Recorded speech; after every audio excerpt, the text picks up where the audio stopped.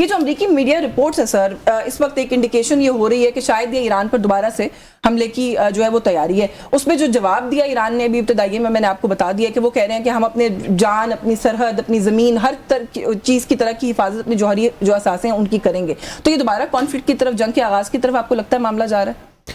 जी देखें, सबसे पहले तो इस इशू को समझने की बहुत ज़रूरत है। ये कोई प्रॉपर्टी का डिस्प्यूट नहीं है जिसके अंदर दो पार्टीज बैठी हुई हैं और आपस में जो है ना बैठ के, it's a very complex issue जिसके अंदर एक तरफ एक सुपर पावर है जो $25 बिलियन की अभी तक अपनी जो है ना वो मैं कहूँगा जी वेपनाइज इस्तेमाल किए उन्होंने। दूसरी तरफ एक रेजिलियंट एक कौम बैठी हुई है जो उनको जो है ना एक टफ टाइम दे रही है। तो ये बहुत और फिर एक रीजनल एक क्राइसिस क्रिएट हो रही है गल्फ में।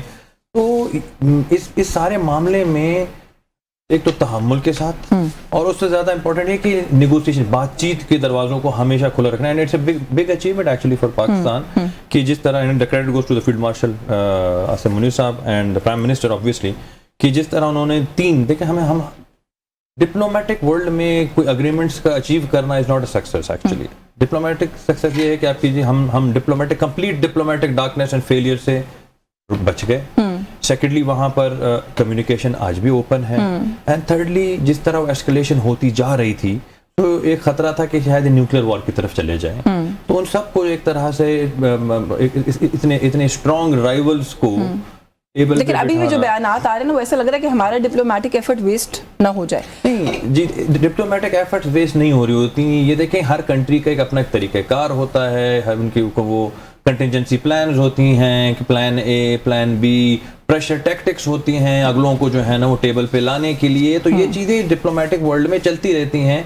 इसीलिए आप देख रहे होंगे कि अब पाकिस्तान जो है ना हम तो अपनी कोशिश कर भी रहे हैं, लेकिन द क्वाड्रिलेटरल जो हमारा एक इजिप्ट, सऊदी एंड टर्की, ये चार भी जो है ना बहुत ज़्यादा फोकस्ड है इस चीज़ के ऊपर, because this is no more issue between Iran and जी एक्सपैंड हो रही थी ये जंग। Global crisis, it is heading towards a global crisis. आपने खुद कहा कि प्राइसेस जो है ना वो 140 तक जा सकती हैं और कंट्रीज जैसे smaller nations they can not afford इस तरह की क्राइसिस को। Countries like us we can not afford. There can be, मतलब आप देख सकते हैं कि लाखों करोड़ लोगों का जॉबलेस होने का खदशा है, एक इकोनॉमिक मेल्टडाउन का खदशा है जिस तरह हमने 2008 में देखा था।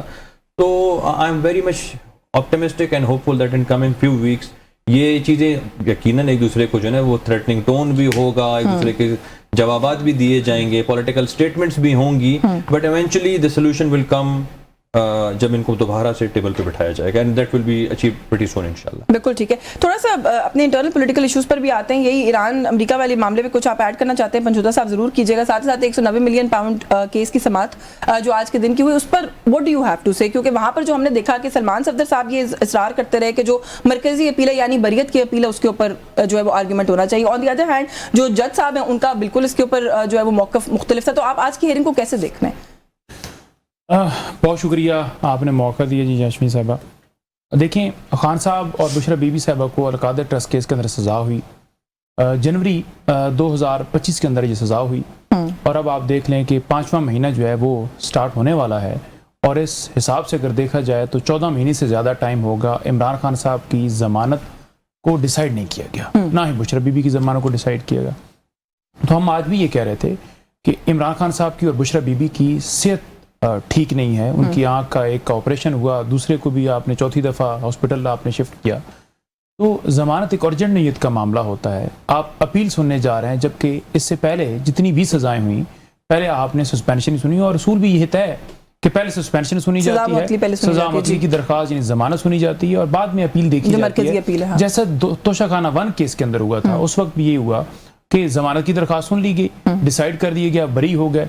अब अपील जो है अभी तक उसकी नहीं सुनी जा रही। अब देखिए, जब आपने इमरान खान साहब को डिस्क्वालीफाई करना था तब आपने सिर्फ उसको सुन के अपील को नहीं सुना, ठीक है, और हम कहते रहे कि उसकी अपील सुने ताकि इमरान खान साहब इलेक्शन के अंदर पार्टिसिपेट कर सकें। आपने उस अपील को नहीं सुना, आज तक नहीं सुना। आज वो भी पटिशन छोड़ दिया आपने, उसके बाद अलकादर को भी आपने जो इद्दत वाला केस है वो भी आपने छोड़ दिया, ठीक है। उसके बाद तोशाखाना जो अब नया एक केस उसमें सजा हुई वो भी आपने छोड़ दी और अचानक जंप लेकर आप चाहते हैं कि अलकादर के अंदर समात हो, ताकि यहाँ से अगर ये अपील खारिज हो तो जो नई तरमीम कर दी गई है उसके मुताबिक ये अब सुप्रीम कोर्ट में नहीं जाएगा मामला, बल्कि वहाँ जो वफाकी आईनी अदालत बनाई गई है वहाँ ये मामला जाएगा कि यहाँ से भी मोहर लग जाए, अपील खारिज हो जाए, वहां से भी मोहर लग जाए, अपील खारिज कर जाएगी। क्योंकि आपको पता है कि जजेस अपनी मर्जी से बैठाए गए हैं और यहाँ भी हाई कोर्ट के अंदर जो जजेस थे जिन्होंने कहा कि मुदाखलत नहीं होनी चाहिए, बाबर सत्तार के उन्होंने कहा जी कि वो भी यूथियां हैं। अगर आप उनके प्रोग्राम सारे देखें जज बनने से पहले तो वो इमरान खान साहब की पॉलिसी को तनकीद करते थे, उनके खिलाफ बोलते थे, लेकिन जो ही उनको कहा गया कि आप हमारे मुताबिक फैसले करें बतौर जज, उन्होंने कहा कि मैं मुदाखलत पसंद नहीं करूंगा। इसी तरह बाकी जजेस वाला जो मामला है, ये सारी जो चीज है इसके अंदर आपने सारा एक मैच फिक्स किया। अब चीफ जस्टिस सरफराज डोगर के सामने ही साथ आसफ साहब हैं, उनके सामने ही इमरान खान साहब के केसेस क्यों लग रहे हैं, और फिर अगर लग रहे हैं तो जब जैसे असूल तय है उसके मुताबिक क्यों नहीं चल रहा।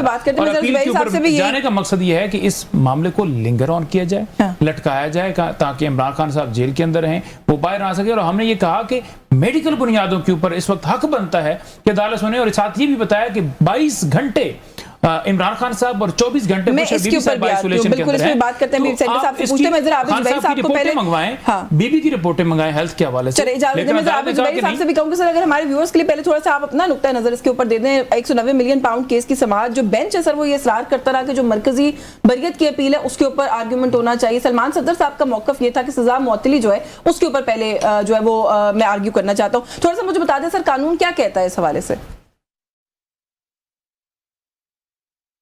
जी आबिद जुबैरी साहब। सर बहुत शुक्रिया आपका। बिस्मिल्लाहिर्रहमानिर्रहीम। देखिए, जैसे अभी पंजोता ने कहा कि ये जो पहला बेसिक उसूल होता है कि बेल की एप्लीकेशन जो सस्पेंशन की होती है वो सुनी जाती है क्योंकि वो फौरन टेकअप होगी। लेकिन आप खुद देखिए कि जनवरी 2025 में सजा हुई थी, आज 14 महीने हो गए।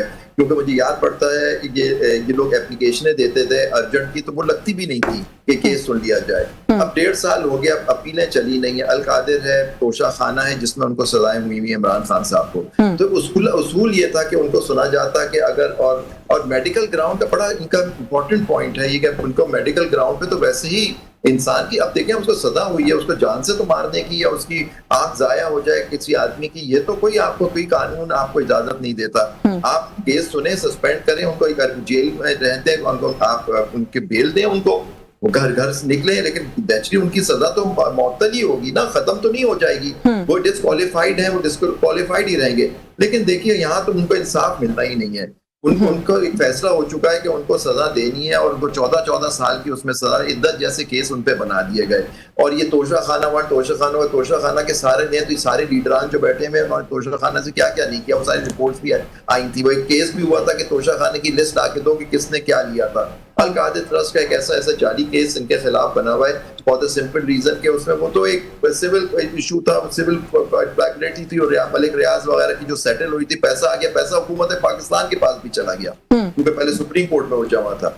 तो ये सारी चीजें हैं तो पहले सुनना चाहिए था। अच्छा सर, इसमें सिर्फ 2 बातें, फिर अगेन एक वजाहत ये ले लूं आपसे कि जो भी आपने कहा है कि बेल जो है वो पहले सुनी जाती है, सर ये कोई रिवायती बात है कि रिवायतन ये होता है, कन्वेंशनल बात है कि ऐसा किया जाता है, ये कानून के अंदर दर्ज है कि पहले बेल सुनी जाती है? सर एक तो ये बात, ये दर्ज नहीं होता क्योंकि देखिए ये मेन नहीं तो ये बेंच की सवाबदीद होता है सर। फिर नहीं नेचुरली सवाबदीद तो जज का ही होता है, लेकिन उसूलन ये होता है कि देखिए आप जो एक सिविल केस भी करते हैं उसके अंदर भी आप इंजंक्शन एक एप्लीकेशन देते हैं कि वो एप्लीकेशन पहले सुनी जाती है कि आपको इमीडिएट रिलीफ क्या चाहिए होती है। वो फाइनल रिलीफ तो बाद में होगी। देखिए अपील जो होती है वो पूरी एविडेंस देखी जाएगी, उसको पूरा होगा, उसका एक लंबा प्रोसेस होता है। और यहाँ एक और बात भी की हुई है कि वो अपील ये देखें नई 2025 की अपील है, अब उसका नंबर कब आएगा? अब उसका नंबर हो सकता है उससे पहले की अपीलें पेंडिंग हो जो उससे पहले आएंगी। तो ये भी इशू है कि अपील नहीं है अगर लेकिन अगर आज जज साहब इंसिस्ट कर रहे थे कि जी वो अपीलें सुन ले, तो वो जो उनके वकील थे इमरान खान साहब के, सलमान सफदर साहब, वो कहते ठीक है मैं अपील चलाना शुरू कर देता हूँ। अब देखते कि रिस्पॉन्डेंट जो थे, जो सरकार है वो तैयार थी अपीलें चलाने के लिए, नहीं, लेकिन उन्होंने इंसिस्ट किया, उन्होंने सुना है ऑर्डर उसमें महफूज कर लिया है कि ये सुने, यानी अगर कल आप उसको रिजेक्ट कर देते हैं तो फिर उनके पास क्या ऑप्शन रह जाएगा, पता नहीं बस उस अपील की सुनवाई की तारीख कब मिलेगी, वो कब उसका नंबर आएगा। तो ये इनको खुद फैसला करना चाहिए था। अगर जज खुद इंसिस्ट कर रहे थे, जज साहिबान, कि जी आप हमें सुन लें, वो देखिए इन्होंने सारा आपको पता है सारा लीगल सिस्टम ही उन्होंने लपेट दिया है सुप्रीम कोर्ट का ठीक जनाजा है। निकल चुका है, सुप्रीम कोर्ट की सारी पावर्स खत्म हो गई है, फेडरल कोर्ट बन गया है और इस इन्होंने लॉ केस के पेंडेंसी के जमाने में लॉ बदल दिया कि इसकी अपील भी अब सुप्रीम कोर्ट को नहीं हो सकी क्रिमिनल केस, क्योंकि देखिए उन्होंने कॉन्स्टिट्यूशनल केसेस के लिए कॉन्स्टिट्यूशनल बेंच बनाई थी। आपको याद है यही सारी डिबेट होती थी कि जी आईनी अदालत होनी चाहिए, आईनी केसेस चलने चाहिए। ये क्रिमिनल केस का आईनी अदालत से क्या था? चले